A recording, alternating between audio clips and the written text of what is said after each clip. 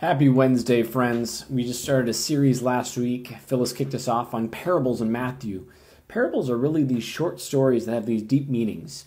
And we're doing a whole series really for the next couple months in the Gospels in Matthew. And there's several of these short stories in Matthew that are almost parabolic or like a parable. And we can't cover them all on a Sunday morning. And so we thought we'd kind of intersperse on occasion on a Wednesday, just a Wednesday word for us to kind of chew on and think through. And so today's passage is from Matthew 5, starting in verse 15.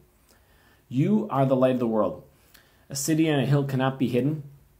Neither do people light a lamp and put it under a basket. Instead, they set it on a stand, and it gives light to everyone in the house. In the same way, let your light shine before men and women, that they may see your good deeds and glorify your Father in heaven. So, real quick, here's 4 things to think about when we hear this text. Kind of short story or analogy. This parable, some parables are really complex. You're like, what is the meaning? Oh, this one, we're not like, oh, this is so confusing. No, we're like, if we're honest, the difficulty of this passage isn't interpretation, it's application, right? It's not in not understanding, it's in actually closing the gap between knowledge and practice. That's the first thing I think when we think about this parable to think about. Secondly, this kind of pulls together this parable that Christianity, even sharing the gospel, is a words and deeds thing. Now, most of us will kind of default based on personality or even inclination towards one or the other. Obviously, this text is live in a way, so when people see the good deeds, there's some deeds. Glorify your Father in heaven. However, if you just simply help someone across the street, someone doesn't automatically say, oh, this person's so nice, they must believe in Jesus, boom, I'm going to believe in Jesus. No, there has to be some connecting of the dots. Where are you in that paradigm? I think some of us are more comfortable in the words, some are in deeds. This text kind of brings them together, saying both are important. Which one do you kind of need to maybe beef up in this season in your life? Third kind of thing to think about, Jesus is really moving us from the inner qualities of believers to the outer qualities that make God visible to everyone else. And often, when we do good things, it's very often, it feels nice to be noticed. And that's not bad, but sometimes we take credit rather than giving it to God.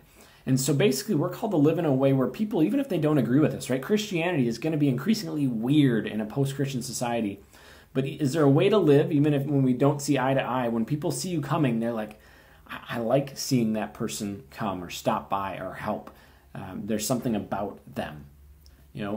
Fourth, I think this one's a huge one. As Christians, we have to see that the path towards maturity is that we have to move from a consumer to all that Jesus gives and offers to a sharer. There's so many parallels on that. I think for churches, right? When we come into a church, at some point, the path to maturity is not just consuming, but is also co-creating, is coming outwards. And so part of the path to Christian maturity that a lot of us, frankly, in the American context, don't get to, we're good at consuming. The co-creating and sharing aspect is, I think, our growth. And so as we kind of conclude this week's Wednesday Word, obviously very brief, but what is in particular, this is the application, one deed you could do to share your light, so to speak, this week? And also, what are some of the ways you can actually bring up conversation in not awkward but beautiful and genuine ways that help people, when they see you, see your good deeds, want to glorify our God, our Father in heaven? So there you go. There's your work. It's not in the application of understanding. It's more in the praxis, I think, for us on this text. So be well, and we'll see you this coming Sunday as we go into another parable. All right, be well, friends.